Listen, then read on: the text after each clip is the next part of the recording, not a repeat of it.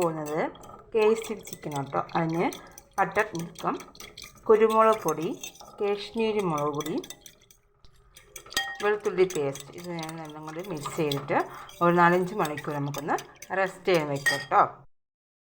പോകുന്ന KFC chicken കേട്ടോ. അതിനാവശ്യമായത് butter മിൽക്കും കാശ്മീരി മുളകും കുരുമുളക് പൊടി, വെളുത്തുള്ളി പേസ്റ്റും, ഇച്ചിരി സോഡാപ്പൊടിയും വിനീഗറും കൊണ്ട് മിക്സ് ചെയ്തിട്ടുണ്ട്.